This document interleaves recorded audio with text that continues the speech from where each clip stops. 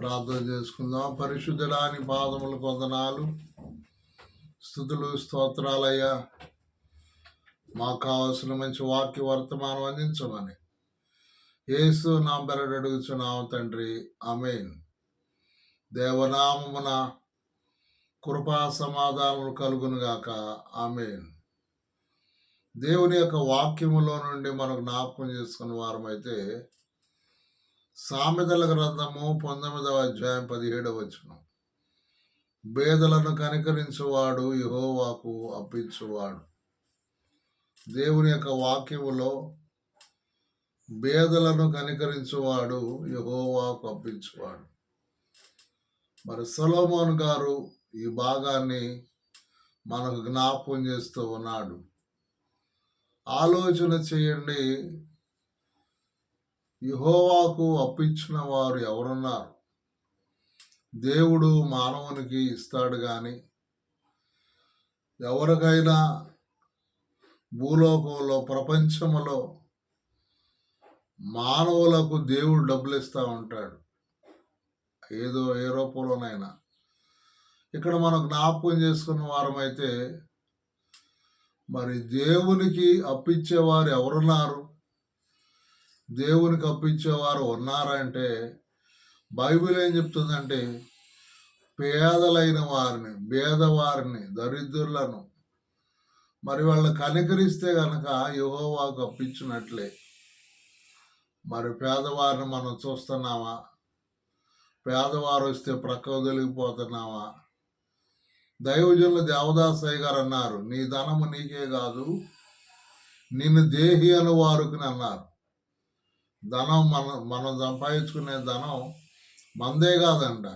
ఎవరైతే మన దేహి అంటారో వారికి కూడా మనం ధనం ఇవ్వాలి అని ధన సహాయం, దాన బలముతోనూ ధన బలమును తరుగకుండాను తెలుసునన్నారు అయ్యారు. దాన బలముతోనూ ధన బలం కూడా వచ్చిందంట. మరి ఈరోజు మనం ఆ భక్తులు ఎవరైతే ఉన్నారో వాళ్ళు మనం జ్ఞాపకం చేసుకొని ముగించుకుందాం. ఒకటి యోబు గారు.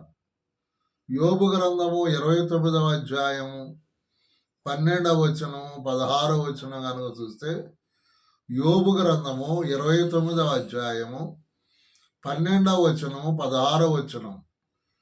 మరి ఈయన పేదవారిని ఎలా కనికరించారు అంటే, ఒకటి దీనులను, రెండవది తండ్రి లేని వారిని, 3 సహాయము లేని వారిని విడిపించారు, 4 దరిద్రులకు తండ్రిగా ఉన్నారు, 5వదిగా ఎరుగని వారి వ్యాజ్యాలు విచారించి తీర్చినట్లుగా మనం చూడగలుగుతూ ఉన్నాం.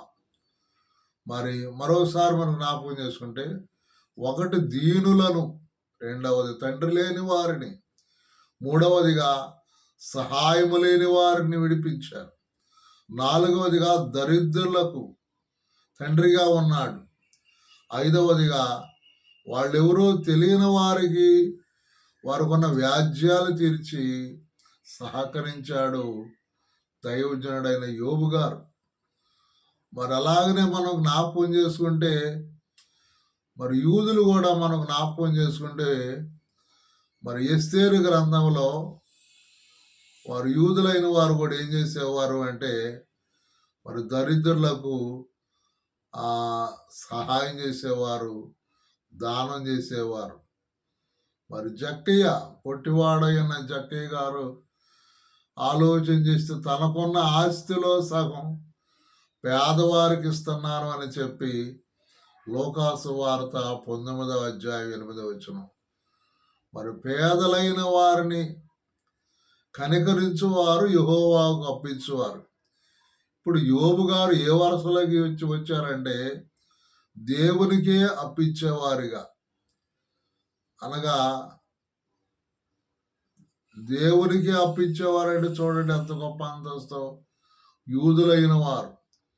మరి ధనవంతుడు అనుకున్న జక్కయ్య భూలోకంలో ధనవంతుడు అనుకున్నాం, పరలోకంలో కూడా ధనవంతుడు అయ్యాడు. ఎలాగయ్యాడంటే తనకున్న ధనాన్ని పేదవారి ఖర్చు పెట్టడం మొదలుపెట్టాడు. పేదవారికి ఇస్తే ఎవరికి ఇచ్చినట్లు?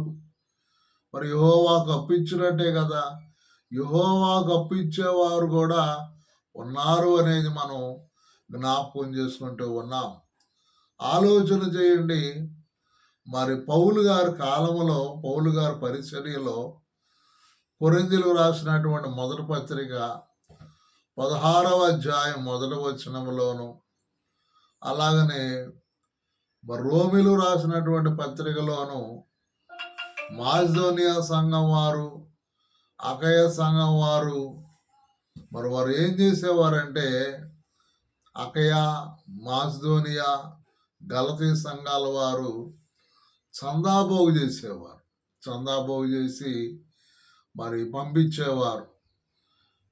అక్కడ ఏం రాయబడింది అంటే పరిశుద్ధులైన పేదవారికి, పరిశుద్ధులైన పేదవారికి ఏం చేసేవారంటే మరి చందాబోగు చేసి పంపించేవారు. ఈ రోజున పౌలు గారి కాలంలో కూడా సంఘానికి ఏమి నేర్పించారు అంటే యెహోవాకు అప్పియడం. యెహోవాకు అప్పియడం అంటే పేదలను కనికరిస్తే యెహోవాకు, అంటే ఆయన అప్పు ఉంచుకుంటాడా? దేవుడు అప్పు ఉంచుకుంటాడా? ఉంచుకోడు. మరి దేవుడు సహాయం చేసేవారు అన్నారు. మరి చివరిగా ఒక మాట మనకు జ్ఞాపకం చేసుకుంటే మరి మత్తయి సువార్త 25వ అధ్యాయం 35వ వచనం నుండి 40వ వచనం వరకు మరి జ్ఞాపకం చేసుకుంటే నీతిమంతులను చూస్తూ ఉన్నాం. ఎవరి నీతిమంతులంటే మరి నేను ఆకలిగొని ఉంటిని, నాకు ఆహారం పెడితిరి. నేను వస్త్రం లేక ఉంటే నాకు వస్త్రం ఇచ్చారు.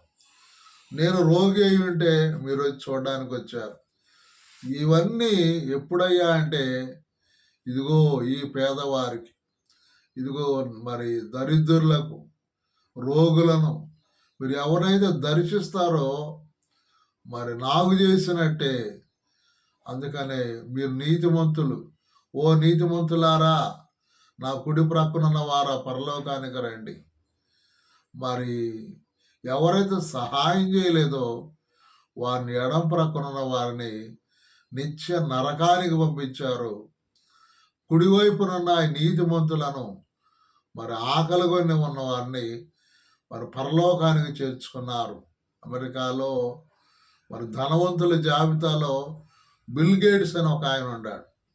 బిల్ గేట్స్ ఆయన ఎక్కువగా పేదలైన వారికి సహాయం చేశారని, ఎక్కువ మోతాదులో దేవుని యొక్క పనిలో, అలాగే ముఖ్యంగా పేదవారికి మంచి సహాయం చేశారని చరిత్రను బట్టి మనకు జ్ఞాపకం చేసుకుంటూ ఉన్నాం.